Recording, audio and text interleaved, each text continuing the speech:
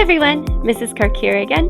So today we are going to go through the steps for a shattered art project. I think it's really fun. In this project, you're going to need a few simple things: a pencil, an eraser, and a straight edge. Now, when I say straight edge, I mean it could be the edge of a box of pencils like I have here. It could be a ruler, it could be another piece of paper, maybe folded a bit just to give you something thicker to trace along the side. And some paper, something to draw on. Okay, here we go. First, I'm going to show you the end result, okay? This is the finished product right here, and I think you're going to love it. Let me just aim this down, and you can see I've taken a very simple object here, a soda can, and I have shattered it to make it look interesting and unusual and new. And if you'd like to pause the video at this point, you can see the steps along the side here. There are only 4 steps, and this is the 4th one. The end result, not quite finished, as you can see from these empty spaces, but almost. Okay, let's begin. Step number 1. You're going to take a very simple object, household object. I took a can of Diet Ginger Ale here, and I simply drew it in the center of my paper. This is just a line drawing, a contour line drawing is what we call it. It means I was focused on the outer edge of the can, not any inner edges, just the outer edge. That would be a contour line drawing. Step number 2. This is when you use the straight edge, okay? You simply want to lay your straight edge across your object in a variety of ways and add lines, thus breaking the object up into a lot of different pieces or shattering it, right?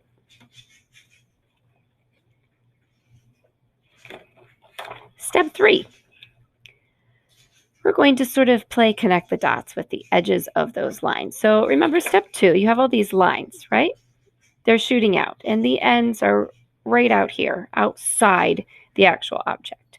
The goal is to connect those lines in an interesting way, preferably using a curvilinear line, which would be a line that has some curves to it and is maybe a bit more organic.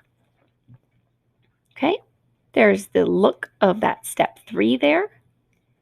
I also included this line that comes down the middle and just fractures or shatters that image again, because I felt like it needed some smaller bits right down the middle. That is up to you. You are the artist. So now to go back to our finished product, or step 4 here, it's all about shading, okay? The goal of this step is to start anywhere and choose a spot along one of the lines that you can shade quite darkly. Pressing down fairly hard. I'm using a 6B pencil. 6B, I don't know if that will clear up. The 6B, not 6B, we always had a joke about this in our drawing center in the art room. It's quite a soft bit of graphite that's in the end of this, and it allows me to get some darker marks. Whatever area I choose to start off with as dark is going to fade lighter, lighter, lighter. And when I get to the next line, whether that's the line of the edge of the soda can or one of the straight lines that I fractured the image with, it's going to reverse. So you see, lighter, lighter, lighter, lighter. I get to another line and I start over again with darker, lighter, lighter, lighter, lighter, lighter. Okay? You just reverse it. Focus on reversing it the entire way around the image. For example, let's do a section together right now, okay? This section down here. The edge of the can is quite dark, right? I ended right here quite dark, and this space has not yet been completed. Should this edge moving into this space be dark again, or should it be light? Think about it. Think about it. It's just the opposite, right? So if this is dark, this area should start off light. I find it easiest to start shading with my darkest edges first. I seem to avoid error when I do that. So I'm going to start on this outer edge with something that's quite dark, pressing down quite hard with my pencil, being mindful of the edge of the next space. I don't want to go over or encroach onto the next space. And I'm slowly going to shade this area from dark on the outside to lightest on the inside. It's probably going to take me a few times going over it. This doesn't happen immediately. I just kind of laying it out now, getting a feel for it. And some of those very soft details you might not even be able to see in the camera. And that's my goal, is to make it be such a delicate or gentle shift of color that then when I go back in a second or a third time, I'm feeling a bit more confident with my shading. And I'm focusing on the level of darkness or the value within this shading that will allow me to get it just right.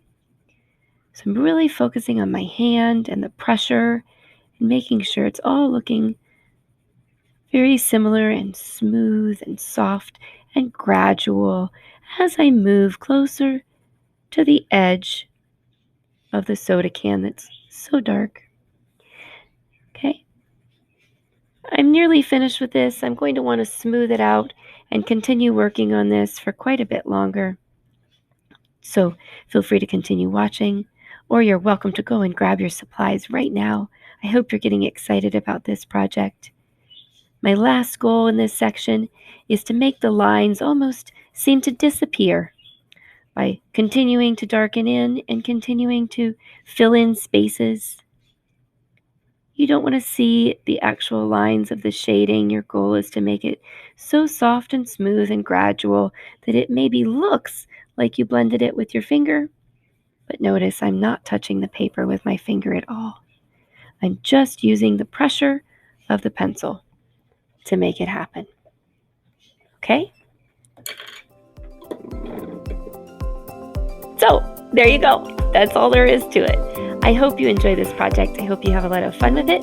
And I would encourage you to jump into one of my open Zoom times during this coming week, week 5, so that you can get maybe a little additional help with this. We can work together on it. We can work through the shading, any issues you might have, but give it a try. It's great for any age level. And more than anything else, have fun and be creative.